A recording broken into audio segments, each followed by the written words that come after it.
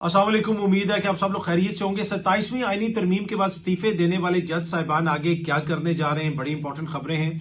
पाकिस्तान में महंगाई के हवाले से कुछ तफसीलात हैं, वो भी आपके साथ शेयर करेंगे। शाहजेब खानजादा की एक वीडियो वायरल हुई, उसके बाद से बहस चल रही है। कोई इखलाकियात के लेक्चर दे रहा है, कोई गिले शिकवे कर रहा है, उस पर भी गुफ्तगू करेंगे। बांग्लादेश में क्या हो रहा है, साबिक वजीर आजम को सजा सुना दी गई है, आगे मामला किस तरफ जाएगा, उस पर भी गुफ्तगू करेंगे। भारत पहले पाकिस्तान पर इल्जाम लगाता था हर चीज का, अब एक और मुल्क भी उस लिस्ट में शामिल हो गया है, जिसके हवाले से भारत के लोग बहुत ज्यादा गिले शिकवे कर रहे हैं, खुसूसन उनका मीडिया। उसकी क्या वजह है वो भी आपके साथ शेयर करेंगे, क्या तफसीलात हैं सब कुछ आपको बताएंगे। कुछ मजीद चीजें कोशिश होगी कि आज के व्लॉग में उन पर भी गुफ्तगू की जाए। लेकिन सबसे पहले 27वीं आईनी तरमीम की बात कर लेते हैं। ये सामने आप देख सकते हैं, ये आज का जो डॉन अखबार है, ये उसमें छपने वाला कार्टून है और इसके अंदर देखा जा सकता है कि सुप्रीम कोर्ट की बिल्डिंग को एक चूहा खा रहा है और उस चूहे के ऊपर लिखा हुआ है 27th अमेंडमेंट। यानी ये बताया जा रहा है और ये कहा जा रहा है और बहुत सारे लोगों की ये राय है कि 27वीं आईनी तरमीम के नतीजे में सुप्रीम कोर्ट को तोड़ दिया गया है, सुप्रीम कोर्ट को कमजोर कर दिया गया और ये उसी की अक्कासी करता है ये जो कार्टून है। मेरे ख्याल में अगर इस कार्टून के अंदर अगर ये कार्टून बनाता तो मैं चूहे की जगह इधर शेर डाल देता कि एक शेर जो है वो पछाड़ रहा है, एक शेर जो है वो खा रहा है, एक शेर जो है वो तोड़ रहा है सुप्रीम कोर्ट को। और दूसरी तरफ से जो सुप्रीम कोर्ट की दूसरी साइड है, वहां से मैं तीर डाल देता कि एक तरफ से तीर चलाए जा रहे हैं, तीर जो है वो सुप्रीम कोर्ट को चीर रहा है और दूसरी तरफ से जो है वो शेर जो है सुप्रीम कोर्ट को खाने की कोशिश कर रहा है, सुप्रीम कोर्ट के टुकड़े करने की कोशिश कर रहा है। तो चूहे की जगह अगर यहां पे हम शेर और तीर का इस्तेमाल करते तो मेरे ख्याल में वो ज्यादा बेहतर होता। पर एनीवे, मैं ये नहीं कह रहा कि ये कार्टून जो है जिन्होंने बनाया ठीक नहीं, मैं अपनी बात कर रहा हूं। अगर मैं कार्टून बना सकता होता तो मैं दिखाता कि कैसे शेर ने इस सुप्रीम कोर्ट के साथ क्या किया है, कैसे तीर ने जो है हमारे आइन और कानून के साथ क्या किया है। लेकिन एनीवे, जो कुछ भी हुआ वो हमारे सामने है। जज साहिबान ने इस्तीफे दिए, कुछ जज साहिबान ने, वो आगे क्या करने जा रहे हैं उसके हवाले से मैं आपको बताता हूं। लेकिन ख्वाजा साद रफीक साहब जो है नून लीग के इंपॉर्टेंट रहनुमा है, सियासी वर्कर हैं और अक्रॉस द पार्टीज उनकी रिस्पेक्ट भी की जाती है और मैं जाती तौर पर ख्वाजा साहब को बहुत पसंद करता हूं। आज उन्होंने एक ट्वीट किया हुआ था, ये सामने आप ट्वीट देख सकते हैं, मैं उसका लुबे लुबाब आपको पढ़ के सुना देता हूं कि जजेस के इस्तीफे जो है वो गैर जानिबदाराना नजर से देखा जाए तो ये इस्तीफे पाकिस्तान में आइन, इंसाफ, कानून और जमहूरियत की बालादस्ती का ख्वाब देखने वाले हर फर्द के लिए लम्हा फिक्रियां हैं। इन जज साहिबान की काबिलियत और उमूमी इंसाफ पसंदी का मैं हमेशा से कायल रहा हूं। इन इस्तीफों पर खुशी के ढोल पीटने के बजाय पैदा होने वाली फॉल्ट लाइंस पुर करने की फिक्र करना ही मुनासिब अमल होगा। ये ख्वाजा साद रफीक साहब ने कहा है कि ये जो इस्तीफे दिए गए हैं, कुछ लोग इन पे खुशियां मना रहे हैं, बगलें बजा रहे हैं और इनकी अपनी जमात के लोग, इनकी जमात के सीनियर तरीन लोग कह रहे हैं कि जी ये सियासी जज थे, ये ऐसे जज थे, ये वैसे जज थे। तो ख्वाजा साहब कह रहे हैं कि भाई ये हम सब के लिए लम्हा फिक्रिया। बात तो ठीक है, ख्वाजा साहब की जो ट्वीट है उसके अंदर उन्होंने काफी चीजों का जिक्र किया है, जज साहिबान के कुछ फैसलों का जिक्र भी किया है, गिले शिकवों का जिक्र भी किया है, उनकी रिश्तेदारियों का जिक्र भी किया है, लेकिन ओवरऑल जो उनका मैसेज है वो बड़ा पॉजिटिव है। ये चीज तो है, इस्तीफों के ऊपर जो ख्वाजा साहब का मौकिफ है उससे आप काफी हद तक एग्री कर सकते हैं। लेकिन जो 27वीं आईनी तरमीम है जिसकी वजह से शेर और तीर को मौका मिला कि आप सुप्रीम कोर्ट को खा जाएं और तोड़ दें, उसके ऊपर ख्वाजा साहब का क्या मौकिफ है? 27वीं आईनी तरमीम किसने की है? आज अगर ये जज साहिबान इस्तीफे देके जा रहे हैं तो किस वजह से इस्तीफे देके जा रहे हैं? 27वीं आईनी तरमीम की वजह से। और 27वीं आईनी तरमीम किसने की है? क्या वो पीटीआई ने की है या वो कोई यूगोस्लाविया की किसी सियासी जमात ने की है? वो आपकी ही जमात ने की है ना, आपकी ही क्यादत ने की है। आपके कायद मियां नवाज शरीफ साहब बाकायदा जनाब गए वहां पे, जो पार्लियामेंट में नहीं जाते लेकिन 27वीं आईनी तरमीम के हक में वो वोट डालने गए। उस तरमीम के बाद हालत ये हो गई कि सुप्रीम कोर्ट के जज साहिबान इस्तीफे देके जा रहे हैं। देखिए, माजी में होता था कि पीसीओ कोई आए तो उसके ऊपर जज साहिबान को इस्तीफा देके चला जाता था, लेकिन एक जमहूरी दौर के अंदर, और इसी वजह से मैंने पहले भी कहा कि जो सुप्रीम कोर्ट का हशर हो रहा है इसमें आप दिखाएं कि इसमें जमहूरी तीर लगे हुए हैं, इसमें जमहूरी जो शेर है वो हमलावर है आइन और कानून के ऊपर। पर एनीवे, उसके ऊपर ज्यादा बात नहीं की जाती कि वो 27वीं तरमीम इन्होंने क्यों की। लेकिन जज साहिबान के इस्तीफे के हवाले से जो इनका मौकिफ है, मैं काफी हद तक एग्री करता हूं कि हम सब के लिए लम्हा फिक्रिया। अब ये जो जज साहिबान इस्तीफे देके गए हैं, इन्होंने क्या करना है, इनके हवाले से बताया यह जा रहा है कि अब ये मुख्तलिफ बार काउंसिल्स में जाएंगे और वहां पे जाके खिताब करेंगे। मेरी नजर में ये पहला मौका होगा, अगर ये होता है, अगर ये जज साहिबान जाते हैं बार काउंसिल से खिताब करते हैं, तो आपको बार काउंसिल्स के अंदर वुकला जो कम्युनिटी है उनके अंदर चीजें तब्दील होती हुई नजर आएंगी और ये हुकूमत के लिए एक सीरियस किस्म का चैलेंज क्रिएट कर सकते हैं। आप देखते हैं कि जनाब ये कब से ये शुरू करते हैं। कहा यह जा रहा है कि जो मोअज़्ज़िज़ जज साहिबान है सुप्रीम कोर्ट के, जिन्होंने इस्तीफे दिए, वो कराची बार से इसका इफ्तिताह करेंगे, कराची में जाके वुकला से खिताब करेंगे। वैसे तो जब 27वीं आईनी तरमीम अभी नहीं आई थी, 26वीं आईनी तरमीम भी नहीं आई थी, और काजी फायज ईसा जो है वो इस मुल्क के चीफ जस्टिस थे और उन्होंने उस दौर में जो किया वो रिकॉर्ड का हिस्सा है। उस दौर के अंदर भी कुछ वुकला जो तंजीमें वगैरह हैं, जो उस वक्त ये जिनको खदशा था कि मंसूर अली शाह साहब का रास्ता रोकने की कोशिश की जाएगी, अदलिया को जो है कमजोर करने की कोशिश की जाएगी, उस वक्त भी कुछ को लोगों को यह मशवरा दिया गया था कि जनाब मंसूर अली शाह साहब को बार काउंसिल्स में बुलाएं, उनसे खिताब करवाएं, तो शायद वो बहुत ज्यादा पॉलिटिकल हो जाता। इस वजह से वो चीज उस वक्त तो आगे नहीं बढ़ी। लेकिन अब इन मोअज़्ज़िज़ जज साहिबान ने इस्तीफे दे दिए हैं और इस्तीफे देने के बाद जब ये बाहर निकलेंगे, जब ये बार काउंसिल से खिताब करेंगे, जब ये इंटरनेशनल कॉन्फ्रेंसेज में शिरकत करेंगे, जब वहां पे जाके चीजों को बोलेंगे, मुझे ये लगता है कि ये काफी बड़ा चैलेंज क्रिएट कर सकते हैं मौजूदा सिस्टम के लिए, मौजूदा हुक्मरानों के लिए। आप देखते हैं कि ये किस हद तक आगे चीजें चलती हैं या नहीं चलती। बड़ा एक चैलेंज जो है वो इस मौजूदा सेटअप के लिए महंगाई का भी है। इन्होंने दावे तो बहुत किए कि जी महंगाई हमने बड़ी कम कर दी, मैशत हमारी बड़ी बेहतर होगी, लेकिन जो जमीनी सूरत हाल है वो हमारे सामने है। ये सामने आप देख सकते हैं, ये एक्सप्रेस ट्रिब्यून की खबर है और इसके मुताबिक इस वक्त हालत ये हो चुकी है, जो सस्ते बाजार हैं, जो एतवार बाजार हैं, जिनमें पहले तो हमारे जो साफी दोस्त हैं उनको भी काफी महंगी चीजें लगती थी, लेकिन अब हालत ये है कि जो सस्ते बाजार हैं, एतवार बाजार हैं, वहां पे भी कीमतों में बेपनाह इजाफा हो गया और आम बंदा परेशान है। ये एक्सप्रेस ट्रिब्यून रिपोर्ट कर रहा है। Food inflation spirals in Sunday markets. अगर आप खबर की थोड़ी सी तफसील पढ़ें, prices of vegetables, fruit, chicken, meat, eggs remain uncontrolled in Rawalpindi's open markets, Sunday bazaars, budget markets and roadside stalls, leaving citizens distressed। वो ये कह रहे हैं कि लोग परेशानी में हैं, महंगाई इतनी ज्यादा हो गई है कि अब एतवार बाजार, जिनको आप सस्ते बाजार कहते थे, वहां पे भी जाके लोग चीजों को अफोर्ड नहीं कर सकते। और ये नहीं चीजें कि जी कोई डिजाइनर कपड़े हैं या डिजाइनर बैग्स हैं जो हुक्मरानों को पसंद है, ये खाने पीने की रोजमर्रा की चीजें, दाल, मुर्गी, सब्जी, इस किस्म की चीजें, ये हालत हो चुकी है। लेकिन कितने लोग अब महंगाई पे बात करते हैं और कितने लोग इस पे भाषण देते हैं और कितने सहाफियों को अब इस तरह के लोग मिलते हैं जो गिला शिकवा करते हैं कि भाई ये महंगाई ऐसे हो गई, महंगाई वैसे हो गई है। पहले तो सस्ते बाजारों में तो चलो कम से कम कोई चीज सस्ती मिल जाती थी, अब हालत ये है कि लोग सस्ते बाजारों की महंगाई से तंग आ गए। इससे आप अंदाजा लगा सकते हैं कि महंगाई जो है वो किस हद तक आम बंदे की जिंदगी को मुतासिर कर रही है। अच्छा जी, कल से शाहजेब खानजादा साहब की वीडियो काफी ज्यादा वायरल है। हमने पिछले व्लॉग में भी उसके ऊपर गुफ्तगू की और उसके बाद से काफी ज्यादा बहस चल रही है। बहुत सारे लोग उसकी मजम्मत भी कर रहे हैं, कुछ लोग उनसे गिला शिकवा कर रहे हैं। देखिए, हर किसी का राइट है, हर कोई अपनी बात कर सकता है, लेकिन एक चीज जो है वो मुझे समटाइम थोड़ी सी जो बॉदर करती है, वो हमारे सहाफियों का जो रवैया है कि भाई हमें कोई कुछ ना कहे। अब देखिए ना, मैं एक ट्वीट करता हूं, हो सकता है कि उसको 10 बंदे लाइक करें, उसको रीट्वीट करें, उसको पसंद करें, लेकिन यकीनन वो जो ट्वीट है हो सकता है उसको उससे जो है 5 बंदे तंग भी आए हों, यानी उनको पसंद ना आई हो। मैं मिसाल देता हूं, 1-2 दिन पहले मैंने एक ट्वीट की थी बुशरा बीबी का जो के हवाले से जो आर्टिकल छपा था इकोनॉमिस्ट में। वो ट्वीट काफी ज्यादा देखी गई, काफी ज्यादा वायरल हुई और काफी लोगों ने उसके ऊपर कॉमेंट्स वगैरह भी किए।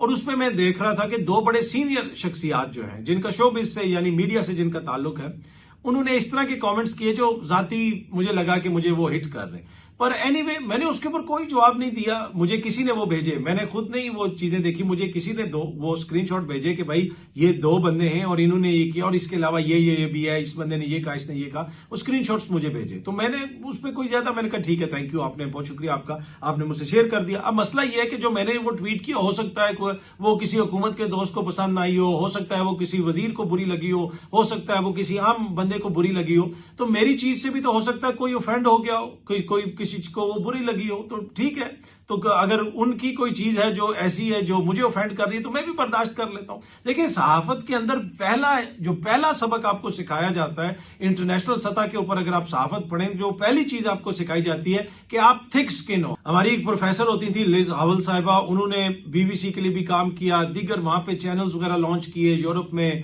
बर्तानिया में और दुनिया भर में उनका नाम है। बड़ी वो जबरदस्त किस्म की जो है जर्नलिस्ट भी थी। तो मेरी उनसे एक बड़ी अच्छी, जब मैं उनसे पढ़ता था उधर, जब हम लोग यूनिवर्सिटी में होते थे तो बड़ी अच्छी गपशप वगैरह भी होती थी, पाकिस्तान का जिक्र भी होता था। दो चीजें उन्होंने बार बार अपने स्टूडेंट्स को कहती थी कि एक, जो सरकारी मुलाजिम, सरकारी एजेंसियां, सरकारी इदारे आपको कोई खबर दें तो उस खबर पे कभी मनोअन यकीन नहीं करना, कभी उसको उस तरह नहीं छापना, अपनी तहकीक करो। ये जो सरकारी मुलाजिम होता है उसकी नजर में उसकी जॉब से इंपॉर्टेंट कोई चीज नहीं होती, और ये सब कुछ जो है वो करता है अपनी नौकरी के लिए, हो सकता है कर रहा हो या किसी फायदे के लिए कर रहा हो। उन्होंने कहा कि वैसे तो कहीं से भी आपको खबर आए, कोई सियासतदान दे, किसी जगह से भी खबर आए, आपने उसको करना है, मतलब एक तरह से वे करना है, देखना है, जांचना है कि भाई कहीं हम इस्तेमाल तो नहीं होने लगे। लेकिन अगर सरकारी जराये से कोई खबर आए कि कोई सरकारी इदारा है, कोई खुफिया एजेंसी है, कोई पुलिस है, वो आपको अगर कोई चीज दे रहे हैं तो फिर आपने, अगर आप पहले 10% उसकी जांच करते हैं, इसकी आपने 525% जांच करनी है, क्योंकि इसमें डेफिनेटली जो है आपको इस्तेमाल करने की कोशिश की जाएगी। एक चीज वो ये कहती थी हमेशा। दूसरी चीज वो ये कहती थी कि सहाफी को थिक स्किन होना चाहिए, आपको बर्दाश्त करना चाहिए। अगर आपके खिलाफ कोई ट्वीट करता है, आप पे कोई बात करता है, तो कौन सी क़यामत आ जाएगी। उसने कहा कि आपका जो काम है कि आप ताकतवरों पे तनकीद करते हैं, आप ताकतवरों के खिलाफ खबरें देते हैं, आप उनके हवाले से तफसीलात सामने लेके आते हैं, आप बहुत सारे लोगों को अपसेट करते हैं। आपका प्रोफेशन ऐसा नहीं है कि आप जो है लोगों को खुश करते हैं, आपकी वजह से बहुत सारे लोग तंग होते हैं। तो अगर आपके खिलाफ कोई बात करता है तो आप उसको बर्दाश्त कर लें। इतना छुई मुई सहाफी को नहीं होना चाहिए, ओ माय गॉड ये क्या हो गया, मेरे हवाले से क्या बात कर दी। तो ये मैं सबसे पहले तो अपनी मिसाल दे रहा हूं ना कि मेरे खिलाफ रोज ही बहुत सारे लोग ट्वीट्स भी करते हैं, बहुत सारी चीजें बातें भी करते हैं। बल्कि एक सियासी जमात के कुछ लोग तो अक्सर जो है माजी में वो मेरे जिस इदारे में मैं नौकरी करता था उसको टैग करके जनाब कहते थे कि इसको निकाल दो, इसको ये हो गया, वो हो गया। मेरे खिलाफ जनाब यहां तक एक सरकारी न्यूज एजेंसी में पाकिस्तान से खबर छपी, जब मैं बीबीसी में था, कि जी मुझे निकाल दिया गया है और मैंने झूठी खबर छापी है, और बड़ी वो उसमें डेफेमेटरी किस्म की न्यूज थी। मुझे वहां पे कहा गया कि जी आप इसको कोर्ट में ले जाएं, इसलिए कि कुछ दीगर मीडिया हाउसेज ने भी वो खबर छापी थी कि आप इसके ऊपर डेफेमेशन का केस करें। तो मैंने उसके ऊपर कहा कि भाई अगर मैं जो है इतनी छोटी सी चीज पे जो है वो नाराज हो जाऊं कि मैं ये मुकदमा लेके जाऊंगा और मैं अदालत में लेके जाऊंगा, मैं घर तक छोड़ के आऊंगा। वो अक्सर मैं सहाफियों को देखता हूं, वो इस तरह की बातें कर रहे होते हैं, जी मैं उसको सहाफी नहीं मानता, मैं उसको वो ये नहीं है तो वो पैराट्रूपर है, तो वो ऐसा है तो वो ऐसा। भाई क्या फर्क पड़ता है इन सारी चीजों से। अब जो सहाफत है वो चार दीवारों के अंदर नहीं रही। अब ये जो गेट कीपिंग थी ना, जो सहाफत का शौक था कि भाई हम खबर देंगे तो खबर बाहर आएगी, अब वो सब कुछ तब्दील हो गया है। अब हर बंदा सहाफी है, हर बंदा खबर देता है। सहाफी कौन होता है? सहाफी वही होता है जो खबर देता है। इसमें कौन सा एहसास जबरा है? यहाँ पे अक्सर कह रहे होते हैं जी वो बहुत जबरदस्त सहाफी। भाई ठीक है, जिसका प्रोफेशन है, जो प्रोफेशनल सहाफी है, वो सर्टन चीजों का ख्याल रखेगा, यकीनन उनका प्रोफेशन है। अब सोशल मीडिया पे बहुत सारी खबरें होती हैं, लेकिन जो अगर सही ट्रेंड सहाफी होगा वो उसको जांचेगा, उसकी पड़ताल करेगा और बेहतर तरीके से उसकी जो है आगे इंफॉर्मेशन पहुंचाएगा। तो वो तो बात उस हद तक ठीक है, लेकिन ये कोई मेडिकल प्रोफेशन नहीं है कि जी हार्ट सर्जरी है तो वो सर्जन ही कर सकता है। जो भी आके सहाफत से रिलेटेड काम करेगा, थोड़ा सीखेगा, सीखने की कोशिश करेगा, तो कोई भी बंदा सहाफी बन सकता है। अब बर्तानिया के अंदर फ्लीट स्ट्रीट में जो बड़े बड़े न्यूज़पेपर्स हैं उनके अंदर बहुत कम जॉब्स निकलती हैं, और उनमें जो मेजॉरिटी लोग जॉब करते हैं उनमें से बहुत कम ऐसे लोग होते हैं जिनका सहाफती बैकग्राउंड होता है।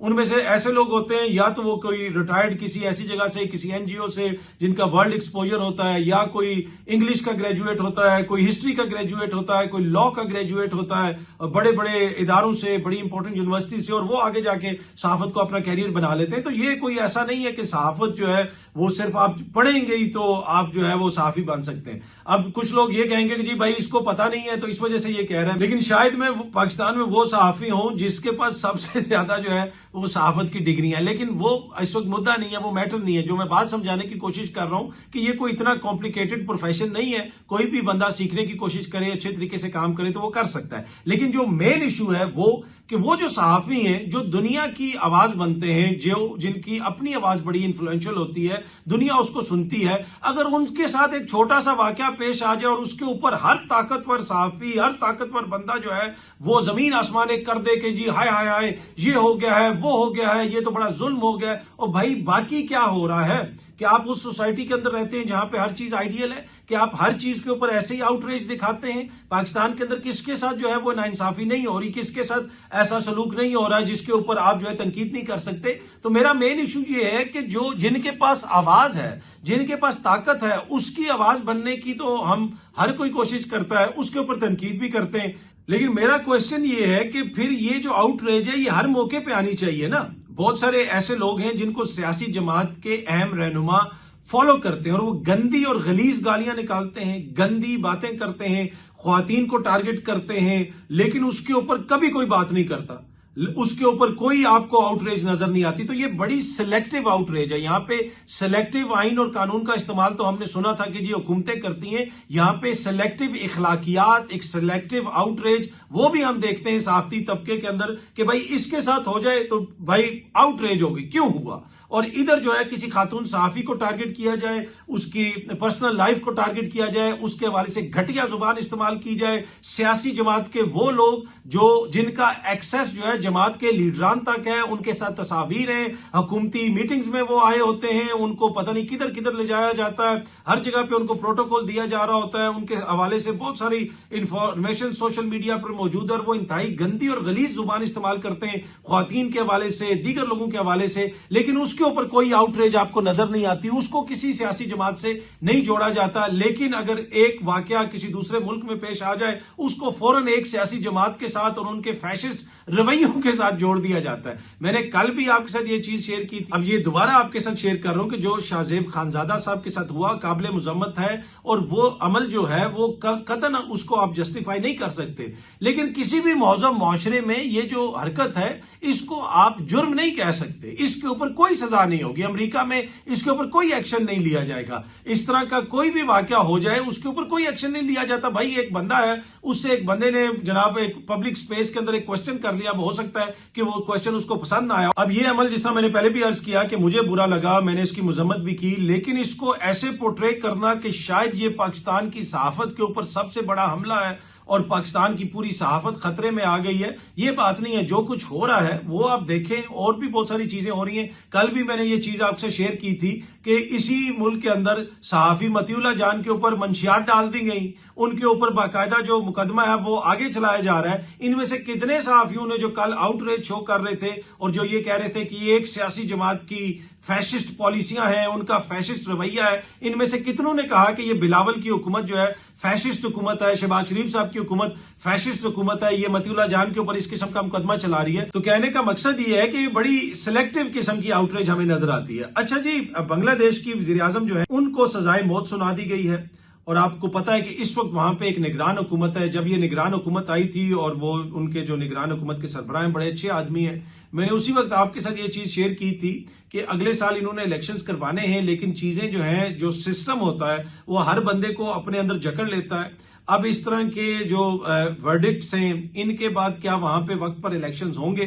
तो अभी तक तो उनकी हुकूमत कहती है कि जी हम वक्त पर इलेक्शंस करवाएंगे, लेकिन मुझे ये लगता है कि ये जो इक्तदार में बंदा आके बैठ जाता है, आगे पीछे ऐसी कुव्वतें होती हैं जो उसको घेर लेती हैं और उसका जो नुक्ता नजर होता है उसको तब्दील करने की कोशिश करती हैं। मुझे ये लगता है कि शायद जो है ये ना हो कि इलेक्शंस वगैरह आगे डिले हो जाए। और ये जो सजा सुनाई गई है, क्या इसमें सारे कानूनी जो पॉइंट्स हैं उनको मद्देनजर रखा गया है? अब शेख हसीना वाजिद ने जो कुछ किया वो पूरी दुनिया के सामने, और आज आपने देखा कि वो भारत में बैठी हुई है और वहां पे उसको पनाह मिली हुई है और अपने मुल्क के अंदर वो नहीं जा सकती। और अब वही अदालतें जो उनके कहने पे इसको सजा सुना देती थी, उसको सजा सुना देती थी, किसी और को जो है सजा सुना दी जाती थी, अब उन्हीं अदालतों से इनको सजा हो रही है। तो जब इदारे मजबूत नहीं होते, जब अपनी मंशा के मुताबिक आप जो है चीजें करने की कोशिश करते हैं, अपनी मर्जी के जज भर्ती करते हैं, ये सब कुछ करते हैं, फिर उसका नतीजा यही होता है कि आज आप ताकत में हैं तो वो आपके कहने पर फैसले देंगे, परसों कोई और ताकत में आ जाएगा तो वो उसके कहने पर फैसले देंगे। मैं बांग्लादेश की की बात कर रहा हूं, जो ये वर्डिक्ट आया उसके ऊपर बात कर रहा हूं। अब देखते हैं जनाब कि बांग्लादेश में चीजें आगे किस तरफ जाती हैं, लेकिन मुझे ये लगता है कि ऐन मुमकिन है कि जो इंतखाबात वगैरह हैं उनमें कोई डिले हो जाए और ये जो मौजूदा सेटअप है ये अपने आप को तूल देने की कोशिश करे। लेकिन ये कोई खबर नहीं है, मेरा एक तजिया, और कुछ भी आगे जाके गलत भी साबित हो सकता है। अच्छा, जो कुछ भी भारत में होता है हमेशा पाकिस्तान पे इल्जाम लगाया जाता है, लेकिन अब पाकिस्तान के साथ साथ तुर्की के ऊपर भी ये इल्जाम लगाते हैं। ये जो लाल किला में वहां पे एक मुबैना बम धमाका हुआ जिसको वो एक दहशतगर्दी का हमला कह रहे हैं और बड़ा एक नेटवर्क वगैरह बहुत सारी स्टोरियां वहां पे सुनाई जा रही हैं। पाकिस्तान हमेशा दहशतगर्दी की मजम्मत करता है, हम भी हमेशा दहशतगर्दी की मजम्मत करते हैं, लेकिन उस वाकये को पाकिस्तान के साथ साथ तुर्की के साथ भी जोड़ने की कोशिश की गई।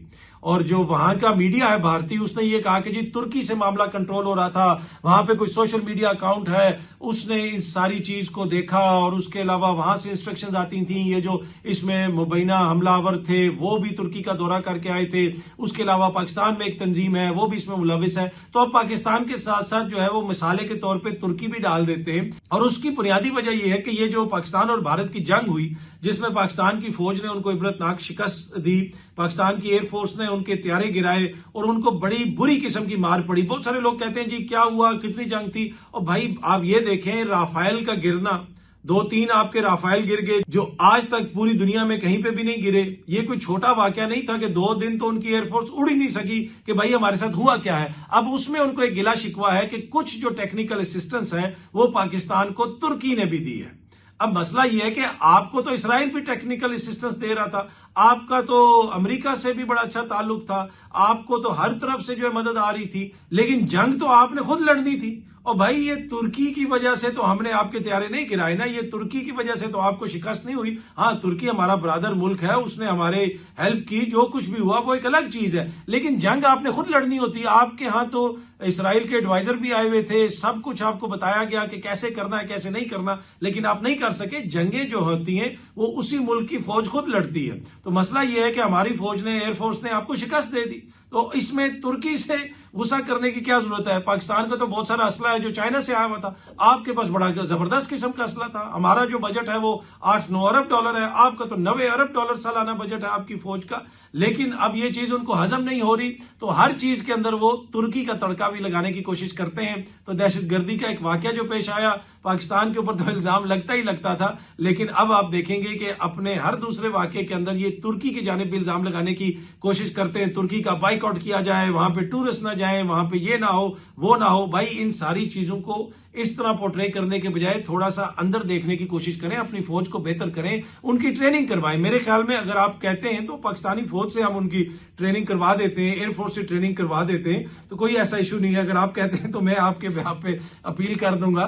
तो ये मसला ये है कि ट्रेनिंग तो कर देंगे, लेकिन वहां पे वापस जाके फिर दोबारा उन्होंने जंग तो खुद लड़नी है, वो तो हर जगह से ट्रेनिंग करके आते हैं। तो अब ये तो नहीं हो सकता कि जनाब कोई और आपके बिहाफ पे आके जंग लड़े। तो ये ट्रेनिंग हो जाए, असला हो जाए, ये सारी चीजें बड़ी इंपॉर्टेंट होती हैं, लेकिन जो जज्बा होता है वो भी बड़ा इंपॉर्टेंट होता है। और जो बंदा उसमें जो जंग लड़ रहा होता है, जिस तरह हमारी साइड से जंग लड़ी गई वो भी पूरी दुनिया ने देखा, और आपकी तरफ जो कुछ हुआ वो भी पूरी दुनिया ने देखा। तो मेरे ख्याल में गुस्सा अब आप कम करें, गुस्सा थूक दें और अपने रवैयों के ऊपर गौर करें कि भाई चीजें इस नहज पे क्यों पहुंची हैं और क्यों आपको ये शिकस्त हुई और क्यों आपने वो घटिया हरकत की पाकिस्तान के ऊपर हमला करने की। ना पाकिस्तान पे हमला करते, ना इस तरह पूरी दुनिया के सामने आप लोग जलील होते। बहुत जल्दी आप सब दोस्तों से दोबारा मुलाकात होगी। Thank you very much.